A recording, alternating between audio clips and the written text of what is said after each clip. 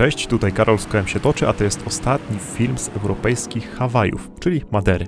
Jednak ostatni wcale nie znaczy najmniej widokowy i najmniej ciekawy, taką mam przynajmniej nadzieję. Widoki będą zacne, tylko najpierw trzeba je znaleźć.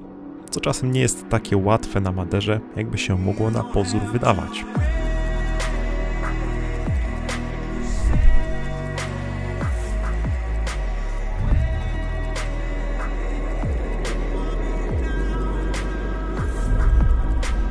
Dzień dobry, poznajecie to miejsce z pierwszego vloga?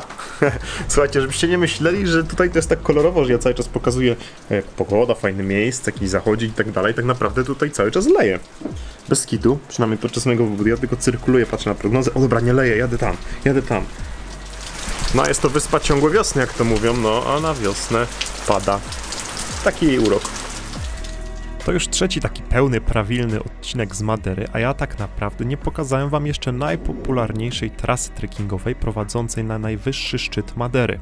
No ale co poradzę, sprawdzam tam pogodę co chwilę, już nawet byłem tam kilkukrotnie, jak tylko zauważyłem, że się przejaśnia i przewiało chmury, ale ledwo co dojechałem, to prawie zawsze po 30 minutach ponownie nie było nic widać. Niemniej spokojna głowa, dzisiaj obiecuję, że się tam już wybierzemy na pewno, ale póki co dalej są chmury, a na dowód możecie tutaj zobaczyć live na mojej prywatnej kamerce, więc musimy jeszcze troszeczkę poczekać. W życiu nie widziałem monstery na żywo. Rewelacja, nie?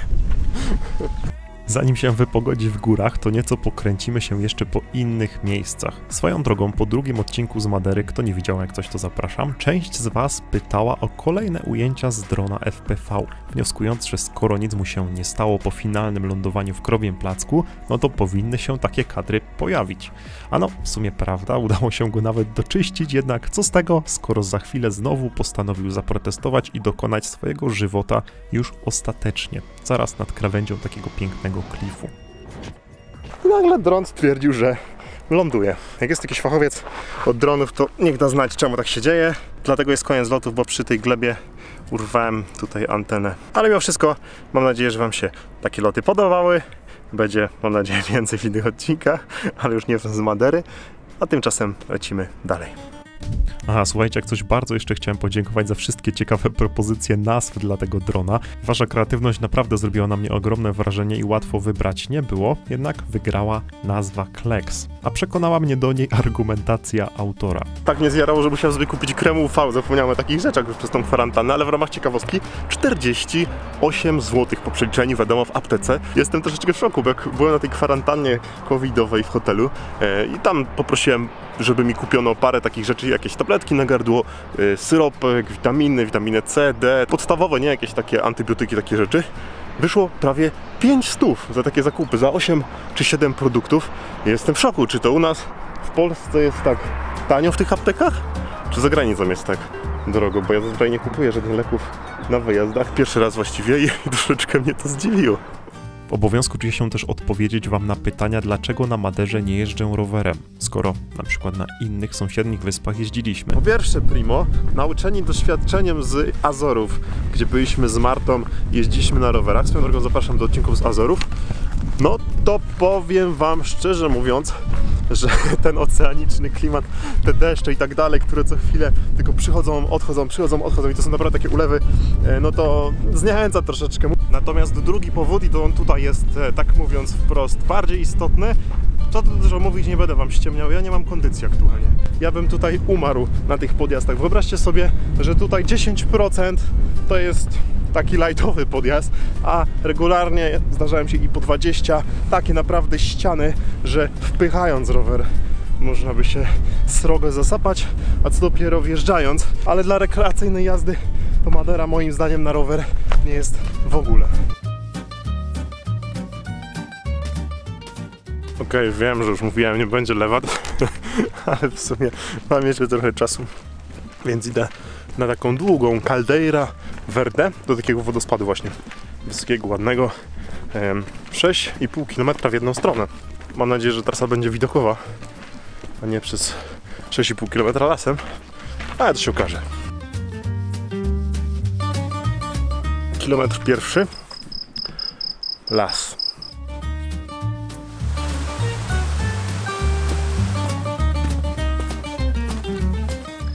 Kilometr drugi. Las.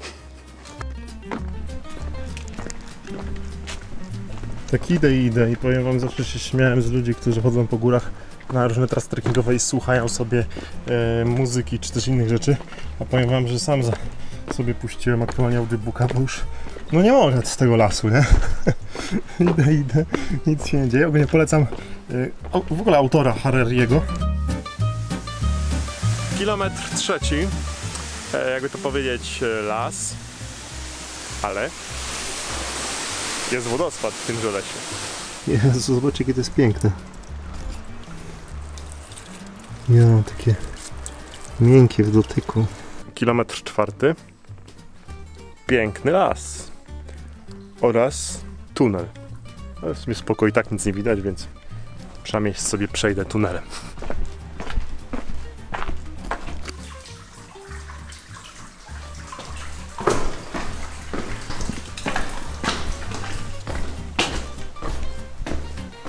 No i tak, już prawie jestem, kilometr piąty. W końcu wyszedłem z lasu.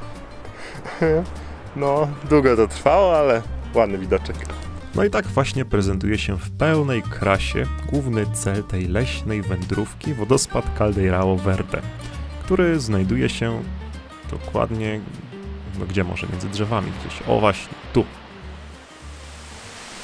Ładny wodospad, w ogóle ładne miejsce, taka katedra ogrodzona z każdej strony. Ciężko było dronem lecieć, bo od razu gubi sygnał. No, ciemno, cały czas siedzi lasem, ale jest wodospad.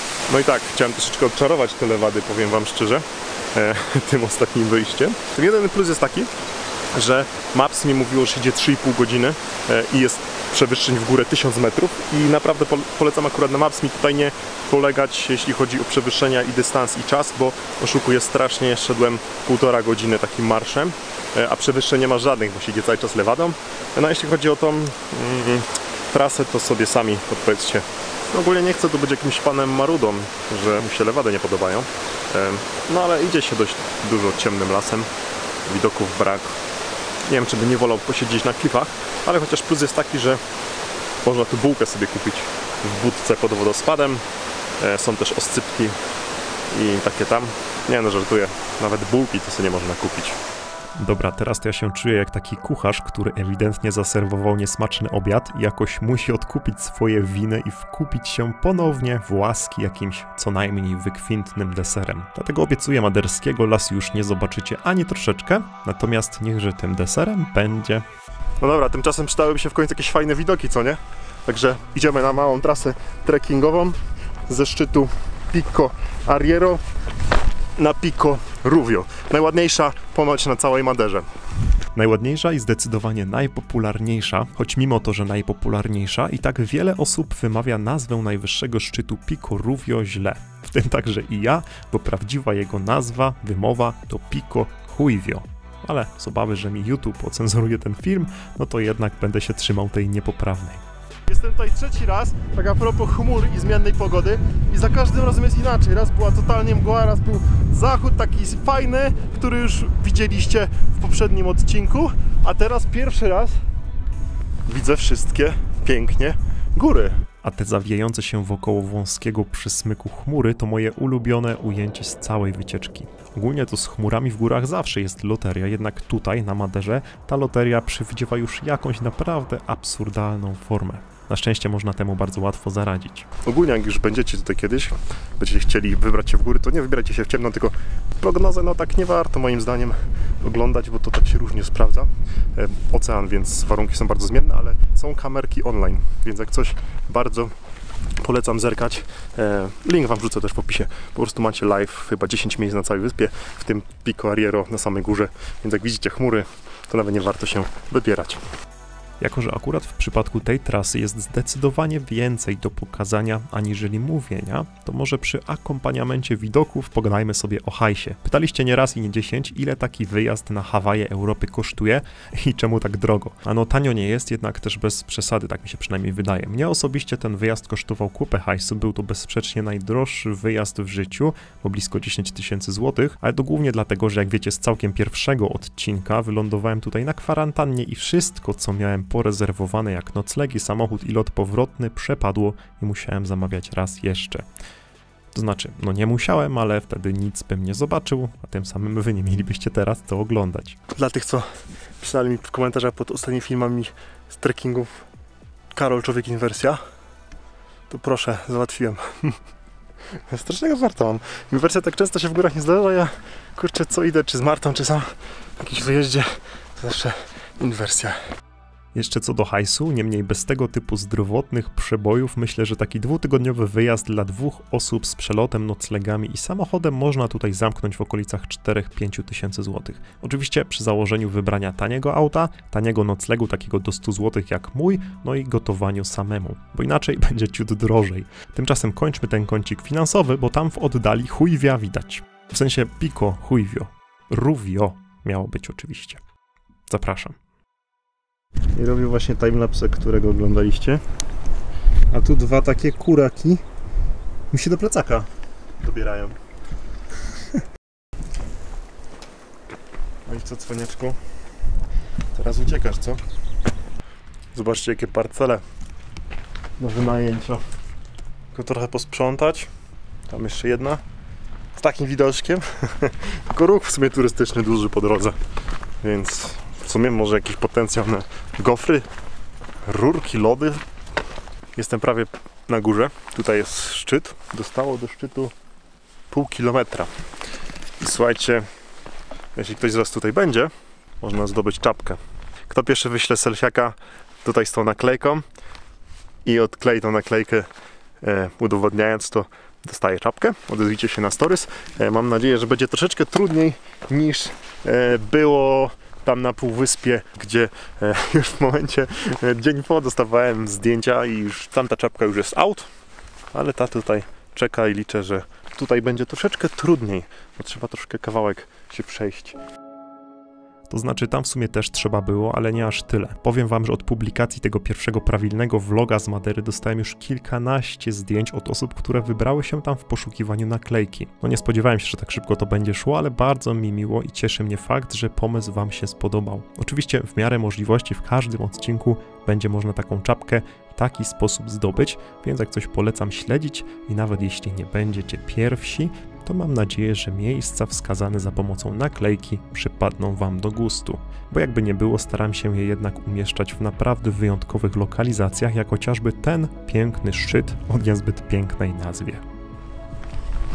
No i tak prezentuje się najwyższy szczyt Madery, Pico Rówio. 1860 chyba 2 metry z tego co pamiętam. I ogólnie trasa, powiem wam, całkiem przyjemna. Tam w ogóle widać Pico Arriero. To bardzo blisko, ale troszkę trzeba iść, bo góra, dół, w ogóle powiem wam, idę po tych schodach, tak drepcie i dyszę. Może wyglądałem na troszeczkę zmęczonego, no i taka para, nie wiem, Niemców mnie zaczepia i mówi: nie przejmuj się, słuchaj, za chwilę będzie koniec, jeszcze 15 minut i koniec, i już szczyt. Ja mówię, kurde, aż tak źle wyglądam, taki zmęczony czy coś. Chciałem tak zażartować, no i mam nadzieję, że gdzieś będzie tutaj jakiś sklep, gofry, rurki, będzie można kupić czy coś w tym stylu. Oni mówią, tak, można, jest schronisko. Jest, faktycznie, słuchajcie, o czym nie wiecie. I co więcej, można tutaj sobie wejść z dużo bliższej jeszcze strony, podjechać autem wysoko i wejść, ale nie żałuję. Ogólnie rzecz ujmując, trasa ta może nie należy do najlżejszych, aczkolwiek i tak bardziej dała mi w kość wycieczka z poprzedniego odcinka na Pico Grande, która swoją drogą podobała mi się jeszcze bardziej. Jest to taki mój prywatny numer 1 na całej Maderze. Aż żałuję, że nie było gdzie tam zostawić naklejki. Tymczasem idę w drogę powrotną na Pico Arriero, gdzie spotkałem znajomych blogerów, którzy to swoją drogą mi do Pico Grande polecili. Jak tam? No, pod górę, nie? Ciężko? Nie, spoko. Słuchajcie, osoby, które spotkałem przed chwilą, to Justyna i Paweł z bloga Couple Away i mówię to dlatego, że jeśli będziecie się wybierać na Maderę, to naprawdę bardzo, bardzo polecam. Są oni tutaj już od kilku dobrych miesięcy. Przejechali chyba 20 000 kilometrów z tego, co mi mówili, kilkanaście tysięcy kilometrów i napisali przewodnik o Maderze. Naprawdę masa merytorycznej wiedzy, wiele fotospotów, ciekawostek, ciekawych miejsc, informacji o Maderze, co warto zjeść, gdzie spać. Jeśli się wybierzecie na Maderę, to takie must have, jak to mówią. Musisz to mieć. Link na dole w opisie. Obczajcie, jakiś skomplikowany system. Tu leci jedna, tu druga. jedna pod drugą, ale ta znowu leci tu i tu wpadają do siebie, ale tu się nie rozdzielają. Podlewa tutaj pola, a ta zatkana jest, ale jakby ją odetkać, to tutaj odetkać i tu podleje to pole. Wszystko pięknie ogarnięte.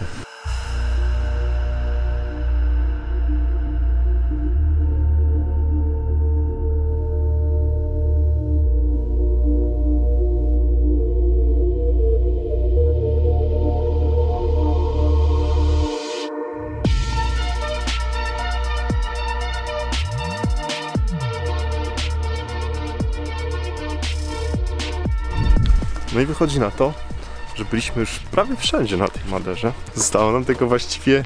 Został jeden fragment. Mianowicie zachodnie wybrzeże. O kurde.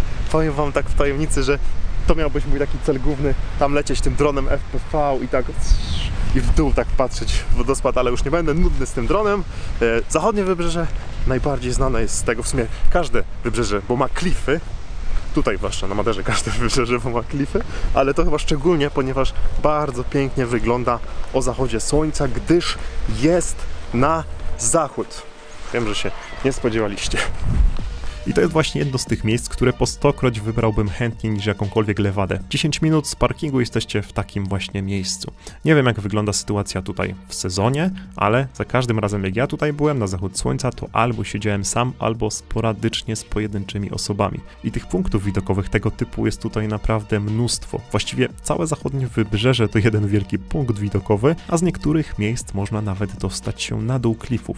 Takim chyba najbardziej znanym miejscem na zachodzie jest ten oto klif. Słuchajcie, wyobraźcie sobie, że można się na dół do tych domków, które nie wiem nawet czy widzicie, dostać kolejką. Masakra, w ogóle ona pod takim spadem, zresztą to wszystko jest pod takim spadem, leci w dół i ja powiem szczerze, że to chyba nie dla mnie, ale no podziwiam rozmach, że ktoś... Tam w ogóle można sobie wziąć nocleg, tam jest kilka, z tego co wiem, miejscówek takich noclegowych, po prostu sobie klepnąć na bookingu i zjechać. I co ciekawe, żeby wrócić, to nie jest tak, że ta kolejka sobie kursuje co 15 minut, żeby jak chce się wjechać, to trzeba tam wejść, z tego co pamiętam, i zadzwonić, nacisnąć przycisk, że się już jest w środku i że należy włączyć tutaj u góry w maszynowni, mają odpalić maszynę i wtedy zaczyna nas wszystko wciągać do góry. I to jest właśnie idealny moment, żeby zostawić suba z dzwoneczkiem, bo tylko dzięki temu na 100% dostaniecie powiadomienie o nowych filmach. A przy okazji możecie też tam kliknąć łapkę w górę. A tymczasem kończymy naszą 4-odcinkową serię z Madery. Mam nadzieję, że się nawet podobało i że już niedługo widzimy się w kolejnych filmach, już bardziej rowerowych z Polski i bliskiej zagranicy. A na koniec nowa opinia uczestnika kursu filmowo-montażowego, tak na wypadek, jakby ktoś z Was zastanawiał się nad dołączeniem. Bardzo zapraszam, jak coś, linki znajdziecie w opisie. Cześć, z tej strony Piotrek z bloga Rude i Czarne. Gdybym miał podsumować kurs Karola 3 słowami, byłoby to sztos, sztos i jeszcze raz sztos. Dlaczego? Dlatego, że ten kurs jest dosłownie dla wszystkich. To znaczy dla tych, którzy rozpoczynają swoją przygodę z filmowaniem, a także dla tych, którzy zajmują się już filmowaniem w sposób profesjonalny. Kurs składa się z 2 części, z części filmowej oraz montażowej i uwierzcie mi na słowo, Karol dzieli się tam samym mięsem, pokazując różnego rodzaju triki, sztuczki, a uwierzcie mi, że takich w tej tematyce jest naprawdę sporo. Dla mnie ten kurs to ogromne uporządkowanie, a przede wszystkim poszerzenie wiedzy z zakresu filmowania i montażu. Mamy oczywiście grupę facebookową, na której Karol jest non-stop aktywny, komentuje, pokazuje, jak można zrobić coś lepiej, ale oczywiście sami członkowie tej grupy udzielają się i coś, co jest super na tej grupie, to konstruktywna krytyka. Nie bójcie się tej konstruktywnej krytyki, bo to właśnie dzięki niej możecie się rozwijać. Po tym kursie i po 2 publikacjach moich filmów zaczęły do mnie spływać propozycje stworzenia filmów komercyjnych, więc dzieje się, jestem w trakcie realizacji. Karol, gratuluję Ci jeszcze raz tego kursu i gratuluję Tobie, jeżeli zdecydujesz się na kupno tego kursu. Pozdrawiam z Malty.